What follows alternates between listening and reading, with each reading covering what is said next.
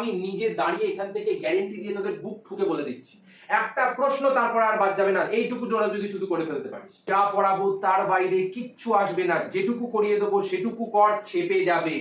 নমস্কার বন্ধুরা, তোমাদের সবাইকে অনেক অনেক অনেক স্বাগত তোমাদের নিজস্ব চ্যানেল 12টা পার্স ল্যাবের ভেতরে। আমি তোমাদের মেন্টর সৌম্যদা।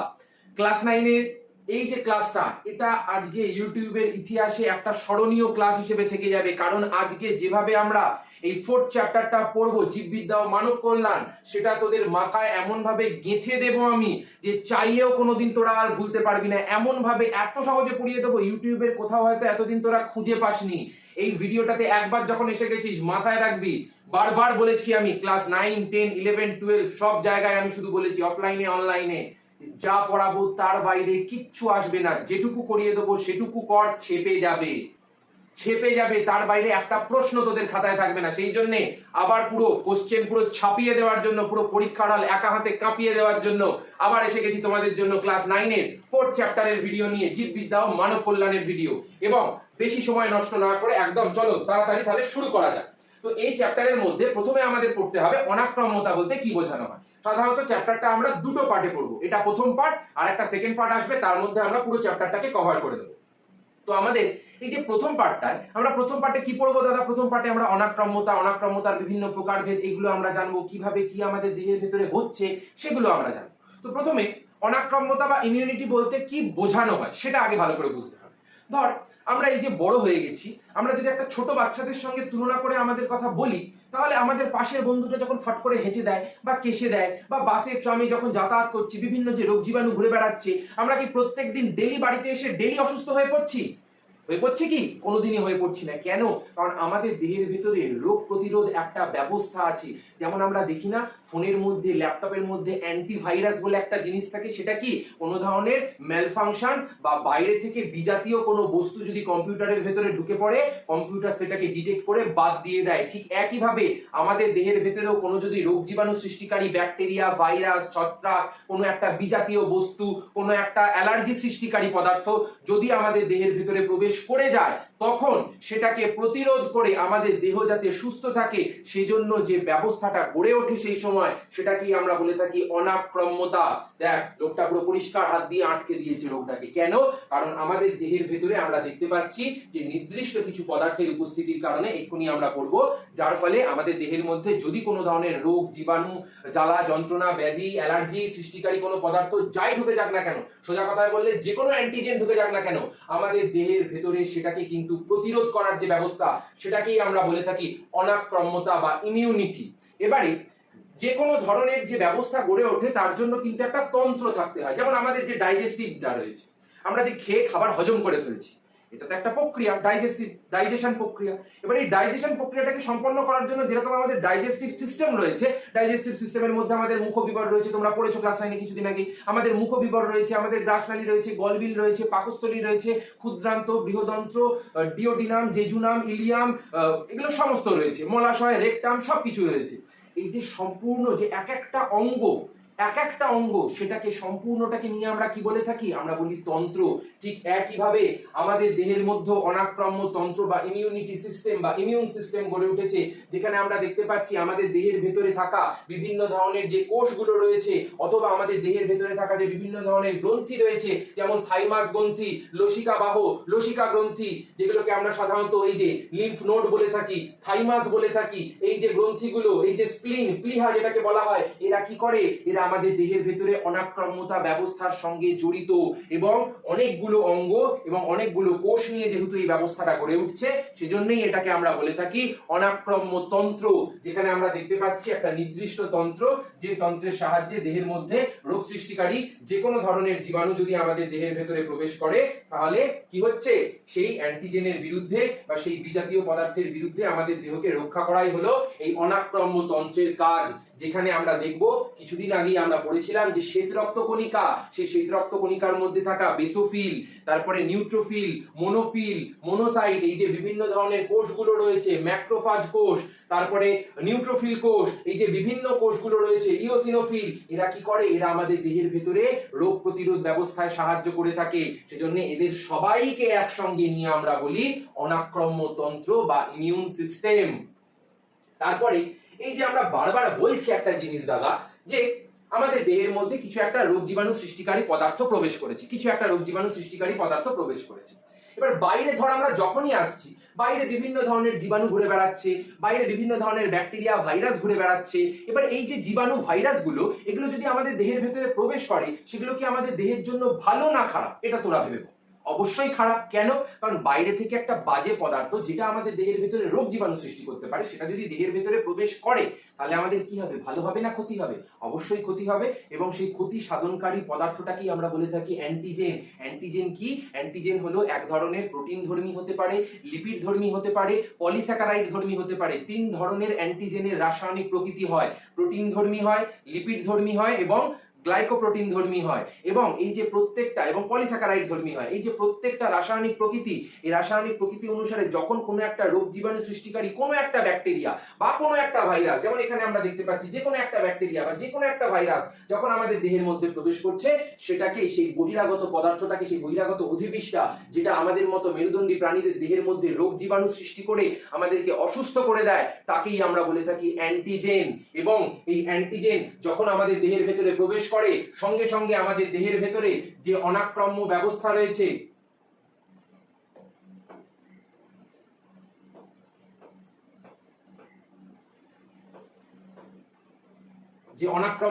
রয়েছে, সেটা সঙ্গে সঙ্গে অ্যাক্টিভেট হয়ে যায় এবং অ্যাক্টিভেট হয়ে যাওয়ার মাধ্যমে এগুলোকে ধ্বংস করার জন্য এগিয়ে চলে আসে, যাতে এগুলো নষ্ট হয় এবং আমাদের দেহটা সুরক্ষিত থাকে। নাহলে কি হবে? এদের প্রকোপ বাড়বে এবং আমরাও অসুস্থ হতে হতে হতে হতে জর্জরিত হয়ে যাব। কেন? কারণ যত বেশি এদের প্রকোপ বাড়বে, তত বেশি কিন্তু আমাদের দেহের অসুস্থতাও বাড়তে থাকবে।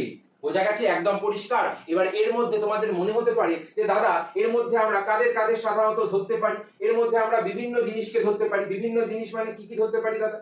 বিভিন্ন জিনিস মানে ধরে নেই, সেখানে আমরা যে কোনো ধরনের ব্যাকটেরিয়া ধরতে পারি, যে কোনো ধরনের ভাইরাস ধরতে পারি, যে কোনো ধরনের ছত্রাকের রেণু ধরতে পারি, কোনো ধরনের ফুলের রেণু ধরতে পারি, কোনো ধরনের ডাস্ট ধরতে পারি, যেটাই আমাদের দেহের ভেতরে যাওয়ার ফলে আমাদের প্রতিরক্ষা ব্যবস্থাটা অন হয়ে যাচ্ছে, অ্যাক্টিভেট হয়ে যাচ্ছে, সেটাকেই আমরা বলে থাকবো অ্যান্টিজেন। এবং অ্যান্টিজেনের কিন্তু নির্দিষ্ট কোনো আমরা বলতে পারি না যে হ্যাঁ শুধু ব্যাকটেরিয়াই হবে, শুধু ভাইরাসই হবে, নয়। অনেকের অ্যালার্জি যে সৃষ্টিকারী যে পদার্থগুলো, সেগুলোও এক প্রকারের অ্যান্টিজেন। যেমন দেখ, ফুলের রেণু, ফুলের রেণুটা তোর কি মনে হয়? আমি তো ফুলের রেণু শুকলে আমার তো হাঁচি হচ্ছে না, আবার অন্য কেউ যদি শুকে নেয়, তার দেহের ভেতরে হাঁচি শুরু হয়ে যাবে অ্যালার্জি সৃষ্টিকারী পদার্থ রূপে। তখন কি আসবে? আমরা কিছুদিন আগেই পড়েছিলাম, আমাদের শ্বেত রক্তকণিকার ভেতরে যে ইওসিনোফিল আছে, সেই ইওসিনোফিল তখন অ্যালার্জিটাকে প্রতিরোধ করার জন্য চলে আসবে। এবং কিছুক্ষণ আগেই আমরা বললাম না, এই যে ইওসিনোফিল, এই ইওসিনোফিল আমরা কিছুক্ষণ আগেই দেখলাম, যেটা আমাদের দেহের ভেতরে অ্যালার্জি আটকানোর জন্য কাজে লেগে থাকে। তাহলে এটাও কিন্তু অনাক্রম্য ব্যবস্থার সঙ্গেই জড়িত। এবারে আমরা দেখব যে অ্যান্টিজেনের কিছু নির্দিষ্ট নির্দিষ্ট বৈশিষ্ট্য রয়েছে। যেমন, আগে তো দেখ কটা জিনিস একটুখানি বলে দিই ক্ল্যারিটির জন্য। এই অ্যান্টিজেন যখন আমাদের দেহের ভেতরে প্রবেশ করে, এই অ্যান্টিজেনটা যখন আমাদের দেহের ভেতরে প্রবেশ করছে, তখন আমাদের দেহের ভেতরে আরেকটা জিনিস উৎপন্ন হয়। সেটা কি উৎপন্ন হয়? সেটা উৎপন্ন হয় হলো অ্যান্টিবডি। এবারে এই যে অ্যান্টিবডিটা রয়েছে, এই অ্যান্টিবডিটা এই অ্যান্টিজেনের সঙ্গে বিক্রিয়া করবে এবং স্পেসিফিক ভাবে বিক্রিয়া করবে। স্পেসিফিক ভাবে বিক্রিয়া করবে মানে কি বোঝানো হচ্ছে এখানে? ভালো করে দেখ। ধর, আমার কাছে এখানে দু ধরনের অ্যান্টিজেন আমি দেখতে পাচ্ছি, একটা আছে ব্যাকটেরিয়া, একটা আছে ভাইরাস। এই অ্যান্টিজেনটা, ধর শুধু ভাইরাস এখন প্রবেশ করেছে, তখন যে অ্যান্টিবডিটা উৎপন্ন হবে, তার যে রিসেপ্টরটা থাকবে, সেই রিসেপ্টরটা দেখতে হবে খানিকটা এইরকম ধরনের। তার ফলে দেখ, এই যে খাঁজে খাঁজে এসে এটা এখানে যুক্ত হয়ে যাবে না, তাই তো? খাঁজে খাঁজে এসে এখানে যুক্ত হয়ে যাবে এবং এই অ্যান্টিবডিটা এই অ্যান্টিজেনের সঙ্গে ক্রিয়া করতে শুরু করে দেবে। মানে বিক্রিয়ার একটা নির্দিষ্টতা আমরা দেখতে পাই। এবং যখনই অ্যান্টিজেন আমাদের দেহের ভেতরে প্রবেশ করবে, তখনই কিন্তু আমাদের ইমিউনোজেনিসিটি বা অনাক্রম্যতা জনিত যে সাড়া, সেই অনাক্রম্যতা জনিত সাড়াটা কিন্তু অ্যাক্টিভেট হয়ে যায়। কেন? কারণ যখনই আমরা দেখি না যে আমাদের ল্যাপটপের ভেতরে বা মোবাইলের ভেতরে কিছু ঢুকে গেছে, উল্টোপাল্টা জিনিস, ভাইরাস, তখনই মোবাইল গ গ গ গ করে একটা সাউন্ড দিতে থাকে যে হ্যাঁ তোমার ভাইরাস ডিটেক্টেড হয়েছে, এক্ষুনি স্ক্যান করাও, এক্ষুনি ডিটেক্ট করে এগুলোকে বাদ দাও। এইরকম ব্যাপারটা, যখনই অ্যান্টিজেন দেহের মধ্যে প্রবেশ করছে, তখনই আমাদের দেহে সেটার রিয়াকশন শুরু হয়ে যাচ্ছে এবং রিয়াকশন শুরু হয়ে যাওয়ার ফলে অ্যান্টিবডি তৈরি হচ্ছে এবং অ্যান্টিবডি নির্দিষ্ট অ্যান্টিজেনের সঙ্গে সবসময় বিক্রিয়া করবে। যেমন ধরে নে, আমি যে কোনো একটা পাজেলের সঙ্গে ফিট করতে পারবো না, ফিট হবে না, মিলবে না জিনিসটা। ঠিক একইভাবে এই যে বাইরের দিকে আমরা গ্রাহকগুলো দেখতে পাচ্ছি, এই গ্রাহকগুলোর সঙ্গেও যে কোনো ধরনের অ্যান্টিবডি এসে যদি যুক্ত হয়, যুক্ত হতে পারবে না। খাপে খাপে তো মিলতে হবে, খাপে খাপে যদি না মেলে জিনিসটা, তাহলে কোনোদিন কোনোভাবেই তাদের বিক্রিয়া বিক্রিয়া সম্ভব নয়।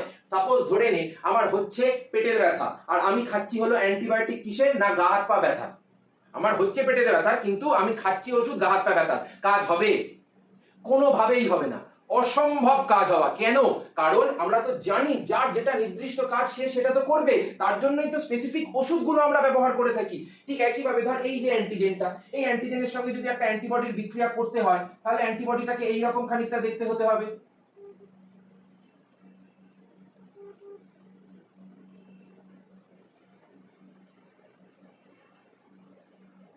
এইরকম খানিকটা দেখতে হতে হবে। কেন? কারণ এই যে ফিট, এই ফিটটা তো এখানে এসে হবে, এরা এই যে ফিট এটা তো এখানে এসে পাজলের মতো যুক্ত হবে, তারপরে তো এই অ্যান্টিজেনের বিরুদ্ধে অ্যান্টিবডিটা ক্রিয়া করে এটাকে নিষ্ক্রিয় করবে। না হলে যদি নিষ্ক্রিয় না করতে পারে তাহলে আর কাজের কাজটা কি হলো? কোনো কাজের কাজই তো হলো না, কোনো কাজের কাজই তো হলো না, নিষ্ক্রিয় করতে হবে তো। কেন? কারণ আমাদের দেহের মধ্যে অ্যান্টিজেনটা খারাপ বাজে আমাদের দেহের মধ্যে যদি থাকে তাহলে আমাদের দেহের ক্ষতি হবে, সেই জন্য এই অ্যান্টিজেনকে সত্তর বার করে দিতে হবে। তাহলে দেখ এবারে ইমিউনোজেনেসিটি এক্ষুনি বললাম, প্রত্যেক অ্যান্টিজেনের একটা নির্দিষ্ট বৈশিষ্ট্য হলো এরা একটা নির্দিষ্ট প্রকৃতির অ্যান্টিবডি উৎপাদন করতে পারে। বিক্রিয়া করার ক্ষমতা, প্রত্যেক অ্যান্টিবডি নির্দিষ্ট অ্যান্টিজেনের সঙ্গে বিক্রিয়া করবে, এক্ষুনি বললাম। তার সঙ্গে সঙ্গে এটা তো আগেই বলেছিলাম লাস্টের পয়েন্টটা, যে প্রত্যেক অ্যান্টিজেন রাসায়নিকভাবে কিছু নির্দিষ্ট প্রকৃতির হয়ে থাকে, সেটা প্রোটিন ধর্মী হতে পারে, সেটা পলিস্যাকারাইড ধর্মী হতে পারে, সেটা বিভিন্ন প্রকৃতিতে হতে পারে, সেটা লিপিড ধর্মী হতে পারে, সেটা নিউক্লিক অ্যাসিড প্রকৃতির হতে পারে, এরকম বিভিন্ন প্রকৃতির হতে পারে, সেগুলো আমরা জেনে থাকি। এবারে তোমাদের আরেকটা গুরুত্বপূর্ণ জিনিস যেটা জানতে হবে সেটা হলো অ্যান্টিবডি। এই যে স্ট্রাকচারটা আমরা দেখছি, আমি সরে যাচ্ছি, তোমরা এটা কিন্তু খুব ভালো করে স্ক্রিনটাকে পজ করে এই ছবিটাকে কিন্তু অবশ্যই আঁকবে। কেন আঁকবে? তার কারণ হলো এই ছবিটা দিয়ে তোমাদের কি জিজ্ঞাসা করবে? জিজ্ঞাসা করবে হলো অ্যান্টিবডির গঠন লেখো, তখন এই ছবিটা তোমাদের দিতে হবে। এবং অ্যান্টিবডিটা কি? অ্যান্টিবডি হলো যখন আমাদের দেহের ভেতরে ধরে নে আমাদের দেহের ভেতরে একটা অ্যান্টিজেন ঢুকে গেছে। এবার এই অ্যান্টিজেন যখন আমাদের দেহে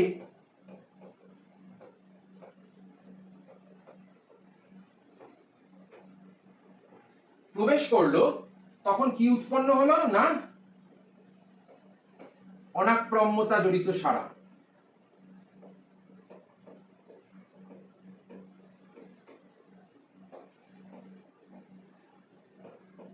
এবং এই অনাক্রম্যতা জনিত সাড়ায় একে ধ্বংস করার জন্য, একে বধ করার জন্য কে উৎপন্ন হলো? অ্যান্টিবডি উৎপন্ন হলো।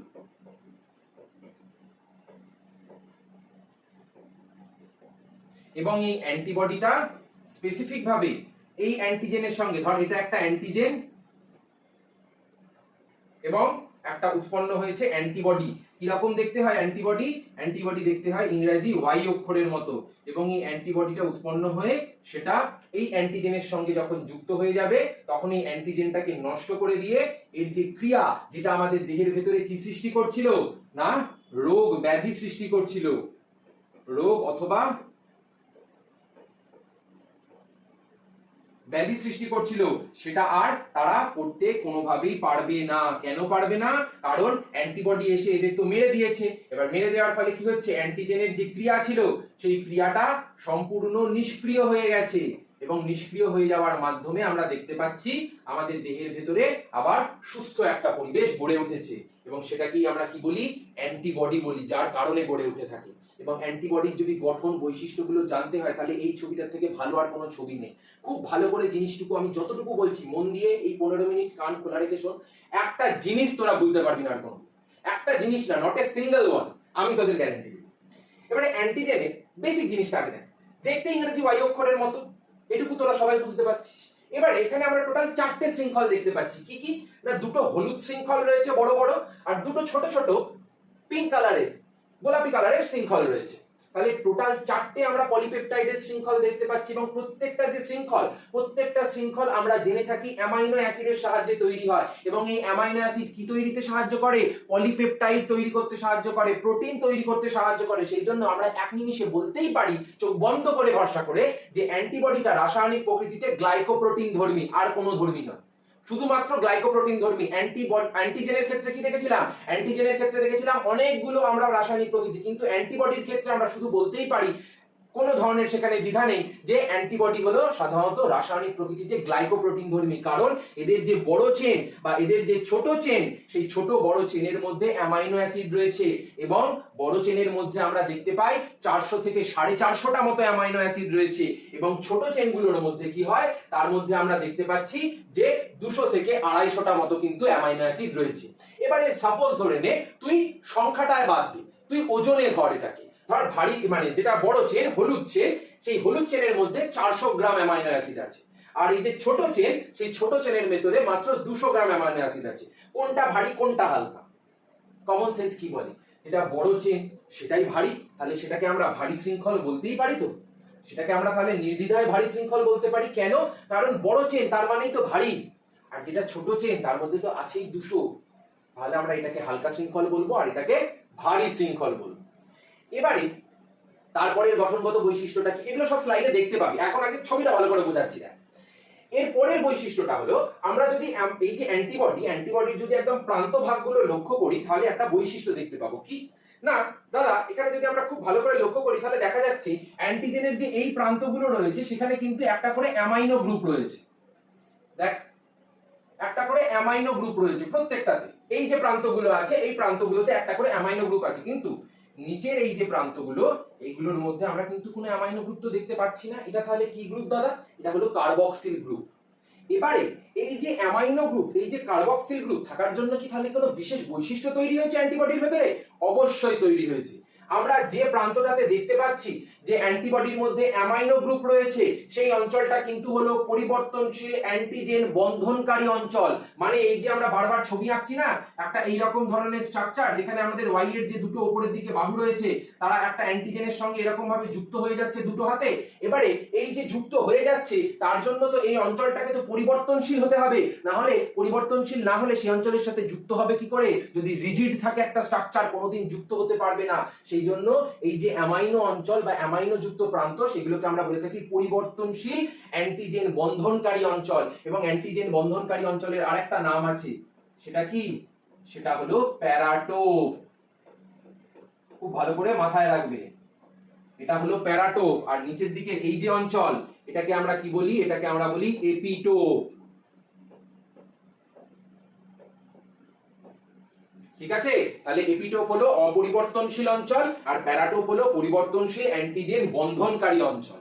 এবার তোরা একটা জিনিস হয়তো লক্ষ্য করেছিস যে কিছু দাদা এরকম উঁচু উঁচু ঢিবির মতো গঠন আমরা দেখতে পাচ্ছি, এগুলো কি দাদা? এগুলোকে বলা হয় ডোমেন। ঠিক আছে? এগুলোকে আমরা বলে থাকি ডোমেন। এবার এই ডোমেনের কাজ কি বা ডোমেনটা কি, কি বৃত্তান্তটা কি?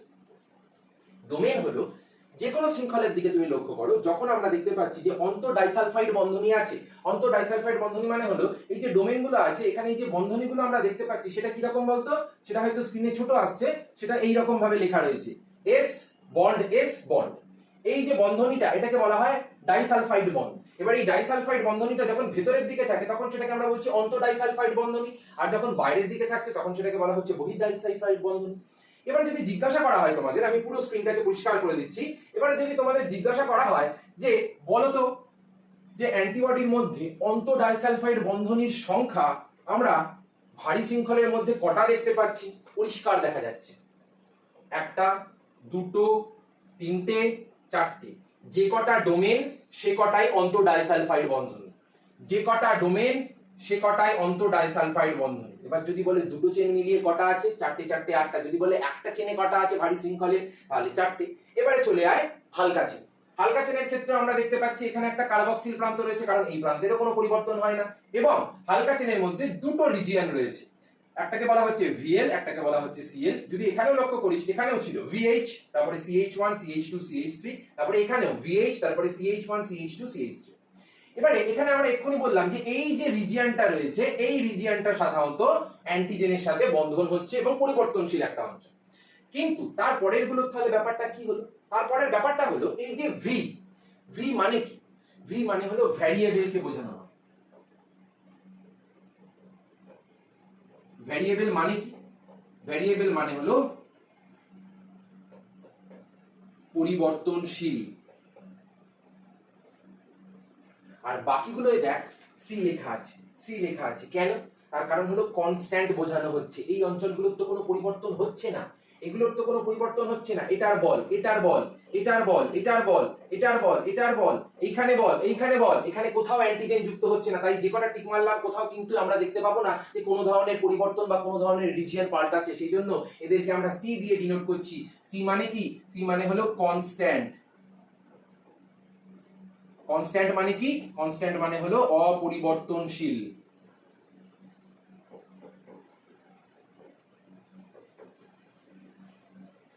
একদম ক্লিয়ার, পরিষ্কার বোঝা গেছে? তাহলে একটা হয়ে গেল পরিবর্তনশীল রিজিয়ন, একটা হয়ে গেল অপরিবর্তনশীল রিজিয়ন। এবারে যদি ছবিটা দেখিস পরিষ্কার বুঝতে পারবি। দেখ পরিষ্কার বোঝা যাচ্ছে, এই যে বললাম এক্ষুনি অ্যান্টিজেন বাইন্ডিং সাইট, যেখানে অ্যান্টিজেনটা এসে যুক্ত হচ্ছে, এবং অ্যান্টিজেনটা কি?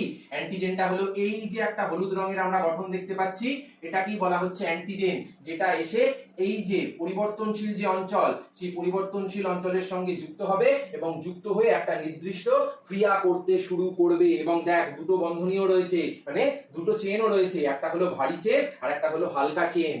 পরিষ্কার, সব বোঝা গেছে এবারে? পুরো ঝকঝকে ক্লিয়ার। বলেছিলাম না যতটুকু আমি বলছি ততটুকু শুধু মন দিয়ে শোন, তোরা ক্লিয়ার হয়ে যাবে, কোনো সমস্যা থাকবে না পুরো টপিকটার মধ্যে। দেখ এই ছবিটাও খুব ভালো করে দেওয়া রয়েছে। দেখ VH VL, এবার এগুলো VH কেন বলা হচ্ছে? Variable region of heavy chain, variable region of light chain, constant region of heavy chain 1। কারণ যদি বড় চেনের দিকে আমরা লক্ষ্য করি বা ভারী চেনের দিকে আমরা লক্ষ্য করি, তাহলে কিন্তু কনস্ট্যান্ট রিজিয়ন এদের তিনটে আছে, এটা একটা, এটা একটা, এটা একটা। কিন্তু যদি আমরা লাইট চেনের দিকে লক্ষ্য করি, একটাই আছে, প্রত্যেকের মধ্যে একটা একটা করে আছে, কিন্তু ভারী চেনগুলোর মধ্যে প্রত্যেকের মধ্যে তিনটে করে আছে। সেই জন্য আমরা বলছি constant region of heavy chain 1, constant region of heavy chain 2, constant region of heavy chain 3। আর লাইট চেনের ক্ষেত্রে কি হচ্ছে? Constant region of light chain, constant region of light chain. এবং সাইডে যে গঠনের লেখা আছে, এটা শুধু তোরা ঝটপট খাতায় লিখে নিবি ভিডিও পজ করে, তাহলে তোদের আর কেউ টলাতে পারবে না। এবং গঠনটা লিখে তোরা যদি এই যে ছবিটা প্রথমে দেখালাম ওটা যদি ভালো করে এঁকে নিস, আমি গ্যারেন্টি দিয়ে বলছি কে নাম্বার কাটবে তখন আমি দেখে নেব, তখন আমি দেখে নেব। এই যতটুকু তোদের পড়িয়ে দিয়েছি তারপরে আর তোদের কিছু লাগে না বাপু, তোদের আর কিছু লাগবে না, তোরা একা পুরো উড়িয়ে দিয়ে আসবি চুটকি মেরে, এমন ভাবে তোরা সহজ করে জিনিসটাকে মাথায় রাখতে পারবি সবসময়। তারপরে চলে এই যে অ্যান্টিবডি পড়লাম, অ্যান্টিবডি আমাদের দেহে বিভিন্ন প্রকারের হয়ে থাকে। অ্যান্টিবডি বিভিন্ন প্রকারের হয় মানে দাদা, যেমন আমরা দেখছি এই যে শ্বেত রক্তকণিকা, হোয়াইট ব্লাড সেল যেগুলো, সেগুলো আমাদের দেহের ভিতরে তো বিভিন্ন ধরনের হয়, বা রক্তকণিকাও তো বিভিন্ন ধরনের হয়। তাহলে অ্যান্টিবডিটাই বা কি দোষ করলো, এবং কেনই বা হবে না? কেন হবে? তার কারণ হলো যে আমাদের দেহের ভিতরে তো বিভিন্ন ধরনের রোগ জীবাণু ঢুকছে। সবার রোগ জীবাণুর জন্য কি একই হবে সবকিছু? না তো। আমরা যেরকম যখন আমাদের হার্টের সমস্যা হয় পালমোনোলজিস্টের কাছে যাচ্ছি, যখন মহিলাদের কোনো সমস্যা হয় তারা গাইনোকোলজিস্টের কাছে যাচ্ছে, যখন পেটের কোনো সমস্যা হচ্ছে তখন আমরা এমডি মানে মেডিসিনের ডক্টরের কাছে যাচ্ছি। প্রত্যেকের ডাক্তার আলাদা, তাহলে আমাদের দেহের ভিতরে অ্যান্টিবডিটা কি দোষ করলো? তাহলে প্রত্যেক রোগের ক্ষেত্রে প্রত্যেকে আলাদা আলাদা অ্যান্টিবডি উৎপন্ন করবে, এবং অ্যান্টিবডি উৎপন্ন করার মাধ্যমে এক্ষুনি বলেছি যে নির্দিষ্ট অ্যান্টিজেনের নির্দিষ্ট নির্দিষ্ট অ্যান্টিবডি কিন্তু থাকবেই, এবং সেই নির্দিষ্টতার মাধ্যমে কিন্তু তারা একসঙ্গে যুক্ত হয়ে তারা বিক্রিয়া করার মাধ্যমে নিজেদেরকে নিষ্ক্রিয় করে ফেলবে, যাতে সেই রোগটা শরীরটার ভিতরে বাসা না বাঁধতে পারে। তো আমরা ক প্রকারের টোটাল দেখতে পাচ্ছি? 5 প্রকারের। একটা আইজিএ, একটা আইজিডি, একটা আইজিই, একটা আইজিএম আর একটা আইজিজি। এই 5 প্রকারের দেখা যায়। এবার তোদের মনে হতে পারে যে দাদা আইজি মানে কি? আইজি মানে হলো ইমিউনোগ্লোবিউলিন, অ্যান্টিবডির বিজ্ঞানসম্মত ভালো নাম হলো ইমিউনোগ্লোবিউলিন। এই ইমিউনোগ্লোবিউলিন একটা রয়েছে এ, একটা রয়েছে ডি, একটা রয়েছে ই, একটা রয়েছে জি, একটা রয়েছে এম। এবারে এই যে আইজিএ, আইজিএ এর একটুখানি ধরন এবং কোথায় কি থাকে এই সম্পর্কে এই যতটুকু চার্ট দেওয়া আছে সে ততটুকু চার্ট তোরা পড়ে ফেললে, ততটুকু চার্ট আমরা বুঝিয়ে দিচ্ছি, তারপরে তোর আর একটা প্রশ্ন বাদ যাবে না। আমি নিজে দাঁড়িয়ে এখান থেকে গ্যারেন্টি দিয়ে তোদের বুক ঠুকে বলে দিচ্ছি, একটা প্রশ্ন তারপর আর বাদ যাবে না, এইটুকু তোরা যদি শুধু করে ফেলতে পারিস। প্রথমে চলে আয়, আইজিএ এর ক্ষেত্রে আমরা কি দেখতে পাচ্ছি বাবু? এখানে এই যে অ্যান্টিবডিটা সেটা মনোমার অথবা ডাইমার দুটো হিসেবে থাকতে পারে। মনোমার মানে হলো এইরকম একটা ওয়াই এর মতো থাকতে পারে, অথবা দুটো ওয়াই পরস্পর একটা বন্ডের মাধ্যমেও যুক্ত হয়ে থাকতে পারে। তাহলে মনোমারও থাকতে পারে, ডাইমারও থাকতে পারে। এবং থাকে কোথায়? থাকে সাধারণত আমাদের যে সমস্ত স্তন গ্রন্থি রয়েছে মহিলাদের ক্ষেত্রে, স্তন গ্রন্থি থেকে যে প্রথম দুগ্ধক্ষরণ হয় কলোস্ট্রাম নামক হলুদ রঙের, সেই দুগ্ধের মধ্যে প্রচুর পরিমাণে থাকে। এছাড়াও অশ্রু, লালা এগুলোর উপস্থিতির মধ্যে আমরা দেখতে পাচ্ছি, মানে যখন লালা বেরোচ্ছে, যখন অশ্রু বেরোচ্ছে, কাঁদছে লোকেরা, তখন কিন্তু আইজি এর উপস্থিতি আমরা দেখতে পাই। এবারে অনেকে মনে করছে যে কাঁদছে মানে মানে কি, যখন এমনি কিছু ইমোশনাল হয়ে কাঁদছে তখনকার কথা বলা হচ্ছে না, তখন চোখের মধ্যে কিছু দেখবি পড়ে যায়, চোখ থেকে জল কাটতে শুরু করে, ওটাই কি, ওটাই তো অশ্রু। কেন কাটছে, কেন কাটছে? তার কারণ হলো আমরা দেখতে পাচ্ছি যে আমাদের চোখের ভেতরে একটা বিজাতীয় পদার্থ ঢুকে গেছে এবং সেই বিজাতীয় পদার্থটা ঢুকে যাওয়ার ফলে আমাদের চোখের ক্ষতি হতে পারে। সেই জন্য আমরা দেখছি যে সেখানে কি হচ্ছে, অশ্রু আসার মাধ্যমে সেটাকে সম্পূর্ণ নষ্ট করে দিচ্ছে। একদম ক্লিয়ার? তারপরে চলে আয় আইজিডি। আইজিডি তে কি হচ্ছে, এটা সাধারণত এমন এক প্রকারের অ্যান্টিবডি যেটা আমাদের রক্তের মধ্যে সব থেকে কম পরিমাণে থাকে, 0.2% থাকে এবং এরা সাধারণত মনোমার হিসেবে মনোমার হিসেবে অবস্থান করে এবং আমাদের দেহের ভেতরে যে বি লিম্ফোসাইট রয়েছে,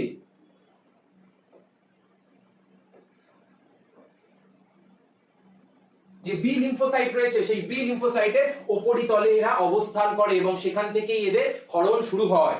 তারপরে চলে আসে আইজিই।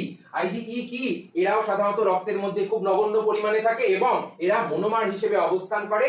কোথায় থাকে, কোথায়, বেসোফিল বল, মাস্ট কোষ বল, এই ধরনের যে শ্বেত রক্তকণিকা এদের পর্দায় উপস্থিত থাকে এবং যখন আমাদের দেখি না যে হাঁচি সর্দি কাশি হচ্ছে, তখন কোন ধরনের অ্যান্টিবডি আসে, আইজিই আমাদের দেহের ভেতরে আমাদের অ্যালার্জি প্রতিরোধ ব্যবস্থাকে গড়ে তোলার জন্য তখন আসে। নাহলে আমাদেরকে বাঁচাবে কে, আমাদের তখন অ্যান্টি অ্যালার্জিক নাহলে খেতে হতো সারা জীবন ধরে, কিন্তু আমাদের এখন বাঁচাচ্ছে কে, আইজিই নামক যে অ্যান্টিবডিটা রয়েছে সে আমাদের বাঁচাচ্ছে, সে আমাদের রক্ষা করছে যাতে আমাদের দেহের ভেতরে অ্যান্টিবডির প্রকোপ না বেড়ে, অ্যান্টিজেনের প্রকোপ না বেড়ে যায়।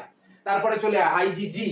আইজিজি আমাদের দেহের মধ্যে সব থেকে বেশি পরিমাণে থাকে, সব সময় মনে রাখবে পরিমাণ এর সব থেকে বেশি এবং এরা সাধারণত ব্যাকটেরিয়া, ভাইরাস, বিভিন্ন ধরনের বহিরাগত যে অধিবিষ বা বিভিন্ন ধরনের বহিরাগত যে অ্যান্টিজেন যেটা আমাদের দেহের মধ্যে প্রবেশ করার ফলে আমাদের দেহের মধ্যে রোগ ব্যাধি সৃষ্টি হতে পারে, সেগুলোকে ধ্বংস করে, সেগুলোকে নষ্ট করে এবং নষ্ট করার মাধ্যমে আমাদের দেহের মধ্যে একটা প্রতিরক্ষা ব্যবস্থাকে গড়ে তুলছে। এবং তার সঙ্গে সঙ্গে এই যে অ্যান্টিবডি এটা আসছে কোত্থেকে, এটা আসছে সাধারণত মায়ে যখন গর্ভে সন্তানটা থাকছে, যখন নারীর মাধ্যমে যুক্ত থাকছে, তখন সেই নারীর মাধ্যমে অমরার মাধ্যমে মাতৃদেহ থেকে এই অ্যান্টিবডি আইজিজি সেটা ভ্রূণের দেহের ভেতরে চলে আসছে এবং আসার মাধ্যমে ভ্রূণের দেহের ভেতরে একটা অনাক্রম্যতা ব্যবস্থা গড়ে তুলছে বা অ্যান্টিবডি আগে থেকে সৃষ্টি করে একটা সহজাত অনাক্রম্যতা গড়ে তুলছে। জন্মের সময় থেকেই যে অনাক্রম্যতাটা আমরা দেখতে পাচ্ছি। তারপরে চলে আসে আইজিএম। আইজিএম এর ক্ষেত্রে কি হয়, এরা সাধারণত সব থেকে বড় আকারের অ্যান্টিবডি। কেন সব থেকে বড় আকারের, লক্ষ্য কর বাকিগুলোর ক্ষেত্রে কি ছিল, একটা দুটো এইভাবে ছিল, কিন্তু এটার মধ্যে আমরা একসাথে 5খানা অ্যান্টিবডি দেখতে পাচ্ছি যুক্ত হয়ে রয়েছে এবং 5খানা অ্যান্টিবডি যুক্ত হওয়ার মাধ্যমে এদের যে স্ট্রাকচারটা সেটাকে আমরা বলে থাকি পেন্টামার। এটা যেন মনোমার, ডাইমার এইভাবে ছিল, তো এটাকে আমরা বলি পেন্টামার। পেন্টা কথাটার মানেই হলো 5টা বাহু যুক্ত রয়েছে এবং এরা রক্তের মধ্যে পেন্টামার হিসেবে অবস্থান করে এবং লসিকা বলো বা লিম্ফোসাইট বলো এই ধরনের যে গঠনগুলো আমাদের দেহের মধ্যে রয়েছে, আমাদের দেহের মধ্যে অনাক্রম্যতা ব্যবস্থাকে গড়ে তোলার জন্য সেই সমস্ত অঞ্চলে আমরা এদের উপস্থিতি দেখতে পাচ্ছি। তারপরে চলে এই যে, বুঝতে পারছিস, যেমন এখানে লক্ষ্য কর আইজিএ মনোমারেও রয়েছে, আইজিএ ডাইমারেও রয়েছে, আইজিজি মনোমারে রয়েছে, আইজিই মনোমারে রয়েছে, আইজিডি মনোমার হিসেবে রয়েছে, কিন্তু আইজিএম দেখ 5টা রয়েছে, 1 2 3 4 5, 5টা বাহুর উপস্থিতি আমরা কিন্তু এদের মধ্যে দেখতে পাচ্ছি। তারপরে এবারে আমাদের করতে হবে যে অনাক্রম্যতাটা রয়েছে আমাদের দেহের ভেতরে সেটা একটা নির্দিষ্ট প্রক্রিয়ায় আমরা ভাগ করে থাকি। কি প্রক্রিয়ায় ভাগ করে থাকি দাদা? প্রথমে আমরা অনাক্রম্যতা বলতে কি বুঝি সেটা তো খুব ভালো বুঝে গেছি, কিন্তু প্রথমে যে দুটো ভাগে ভাগ করছি, একটাকে বলা হয় সহজাত অনাক্রম্যতা, একটাকে বলা হয় অর্জিত অনাক্রম্যতা। সহজাত মানে কি? সহজাত মানে হলো যেটা আমরা জন্মের সময় থেকেই বংশ পরম্পরায় পেয়েছি যে অনাক্রম্যতা ব্যবস্থাটা মাতৃদুগ্ধ পান করার মাধ্যমে বা মায়ের গর্ভে থাকার সময় থেকে বা জন্মের মাধ্যমে বংশ পরম্পরায় যে অনাক্রম্যতাটাকে আমরা অর্জন করেছি সেটাকেই বলা হয় সহজাত অনাক্রম্যতা। জন্মের সময় থেকেই সেই অনাক্রম্যতাটা আমাদের দেহের ভেতরে গড়ে উঠেছে। আর অর্জিত মানে কি? অর্জিত মানে হলো পরবর্তীকালে বাইরে আসার পরে মায়ের গর্ভ থেকে যখন আমরা বাইরের পরিবেশে বিভিন্ন ধরনের রোগ জীবাণু দ্বারা আক্রান্ত হয়ে বিভিন্ন ধরনের রোগ প্রতিরোধ ব্যবস্থা আমাদের দেহের মধ্যে গড়ে তুলেছি সেটাকে বলা হয় অর্জিত অনাক্রম্যতা। যেমন ধরে নে এই যে পক্স, হাম এই ধরনের যে রোগগুলো সেগুলো যখন আমরা একবার আক্রান্ত হই তার পরের বার আবার আক্রান্ত আমরা হই না। কেন?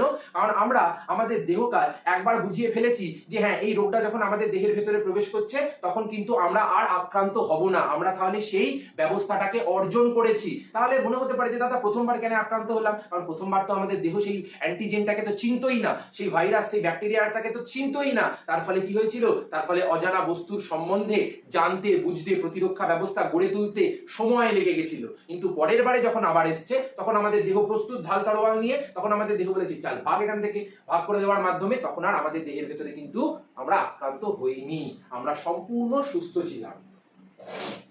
এই যে যেটা এক্ষুনি বললাম। এবং এই যে সহজাত অনাক্রাম্যতা, এটাকে আবার আমরা দুটো ভাগে ভাগ করে থাকি।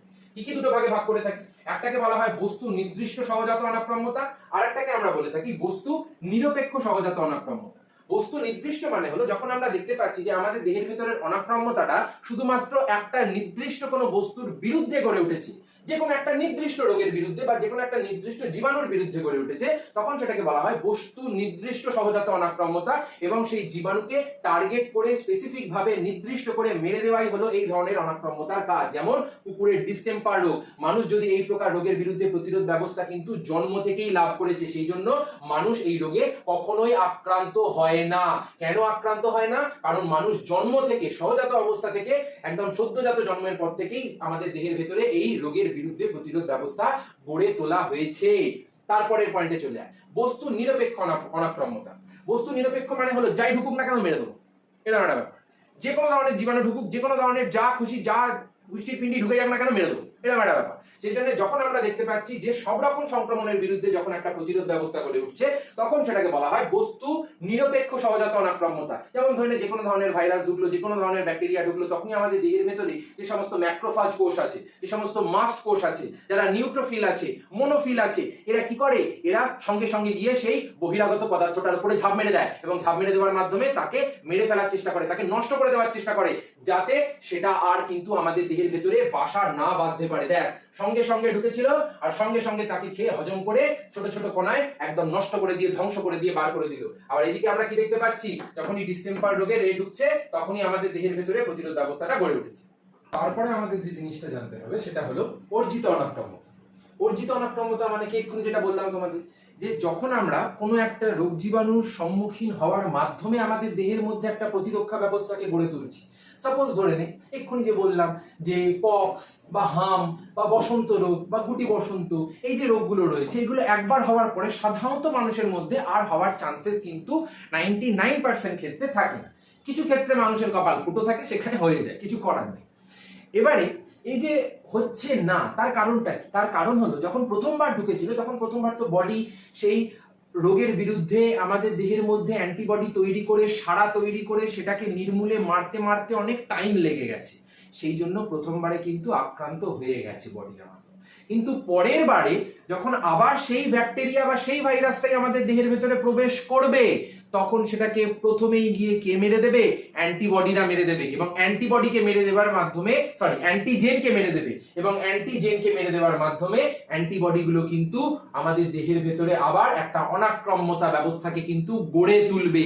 এটা আমাদের খুব ভালো করে মাথায় রাখতে হবে। এবং এই ধরনের অনাক্রাম্যতাকে আমরা বলে থাকি অর্জিত অনাক্রাম্যতা।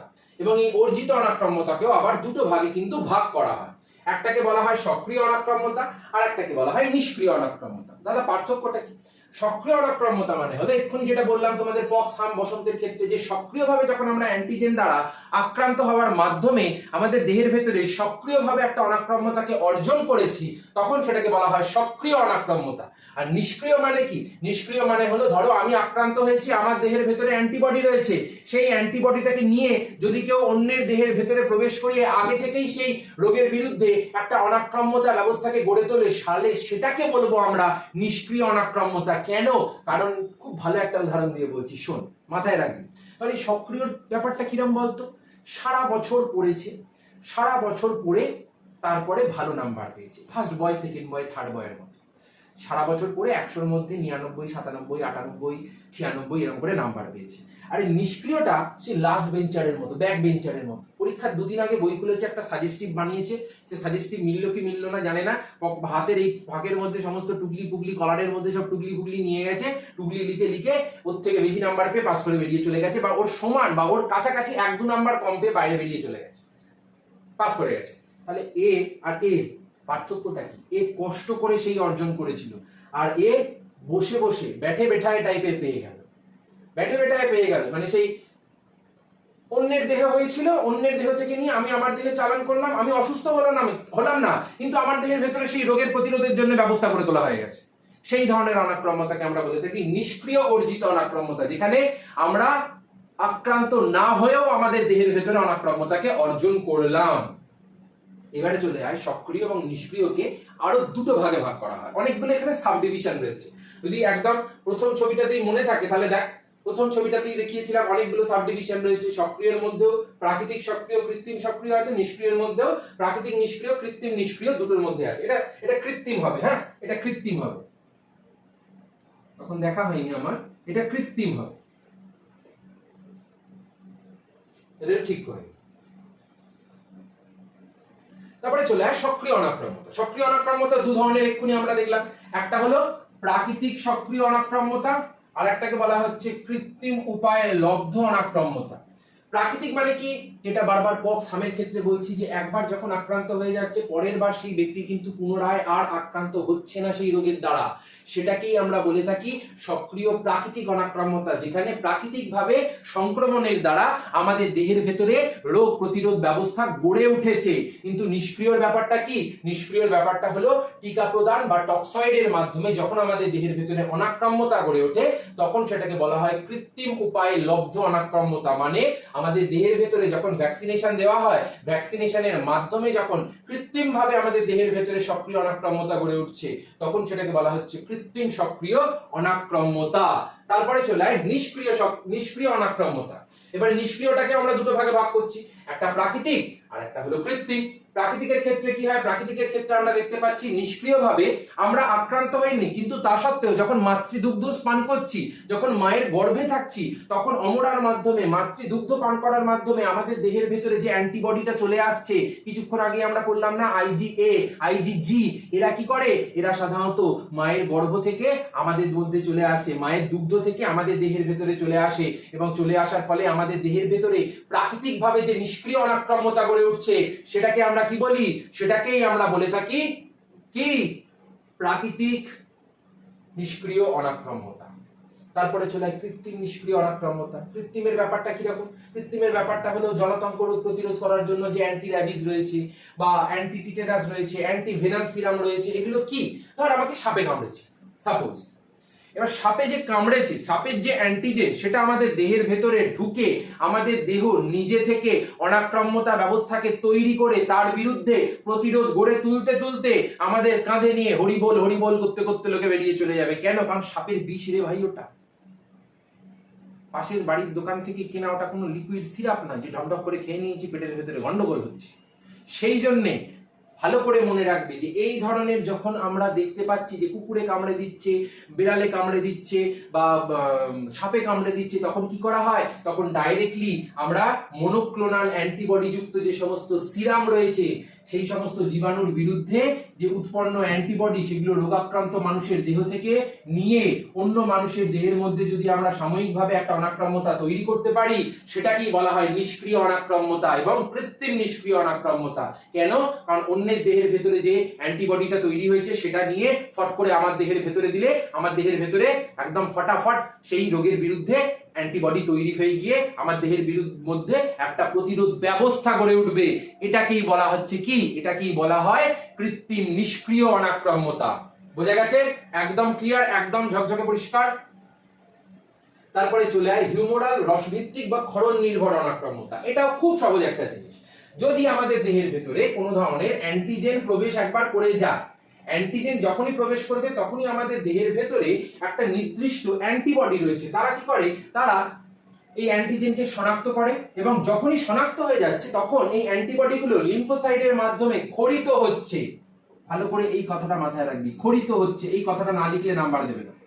খরিত হচ্ছে, এবং এই ধরনের বিশেষ অ্যান্টিবডি খরিত হওয়ার মাধ্যমে যখন আমাদের দেহের ভেতরে একটা প্রতিরোধ ব্যবস্থা গড়ে উঠছে, সেটাকে আমরা বলে থাকি হিউমোরাল বা রসভিত্তিক বা ক্ষরণ নির্ভর অনাক্রম্যতা।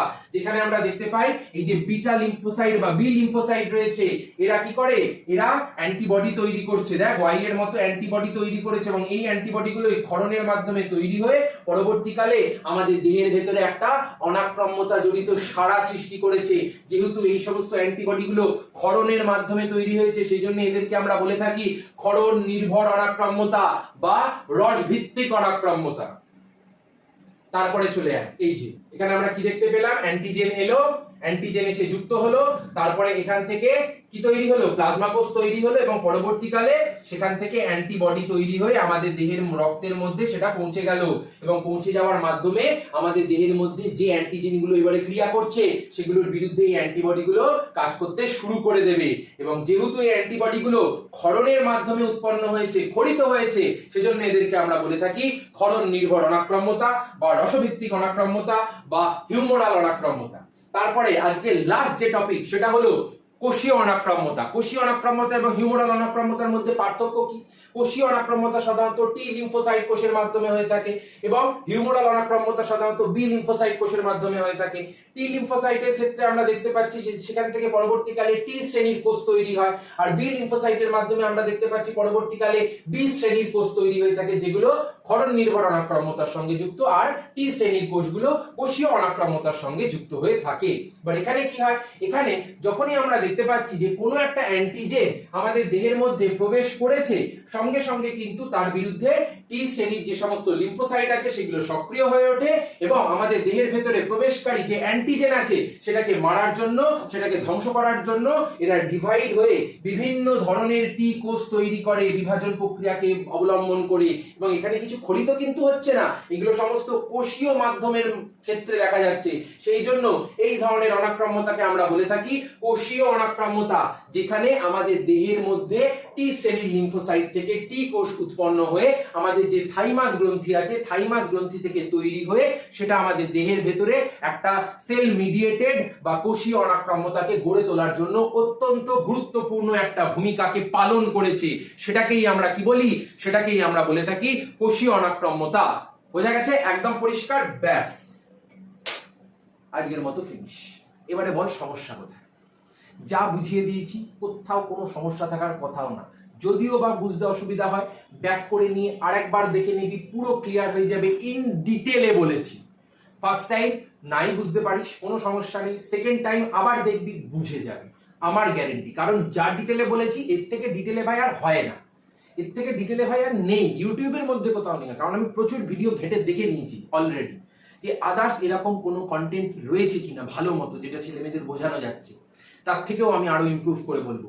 কিন্তু দেখলাম নেই, ইউটিউবেই নেই, একটা দুটো শুধু ওয়ান শট রয়েছে।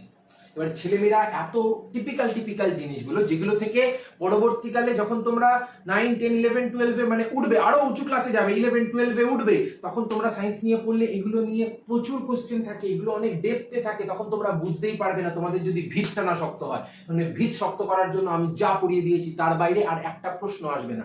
যতটুকু পড়িয়ে দিয়েছি, যা পড়িয়ে দিয়েছি, তোরা যদি ছেপে দিয়ে আসতে পারিস তোদের একটা নাম্বার কাটবে না, এটা আমার গ্যারেন্টি। লিখে নে আমার থেকে, লিখে নে, যা বলেছি তার বাইরে একটা প্রশ্ন তোদের দেবে।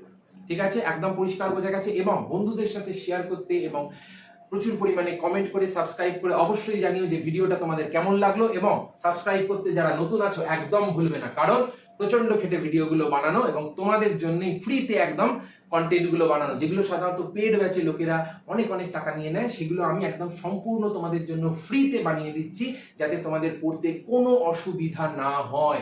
সম্পূর্ণ সব কন্টেন্ট যাতে ফ্রিতে তোমরা প্রচুর পরিমাণে নলেজেবল হয়ে পড়তে পারো, তোমাদের যাতে বুদ্ধি বাড়ে, তোমাদের যাতে এই সাবজেক্টের প্রতি ভালোবাসা বাড়ে, এইটাই আমার একমাত্র লক্ষ্য। এবং সাবস্ক্রাইব করতে একদম ভুলবে না। ঠিক আছে? তাহলে আজকের মতো টাটা, সবাইকে অনেক ভালোবাসা এবং অনেক ভালো করে পড়তে থাকো বাড়িতে।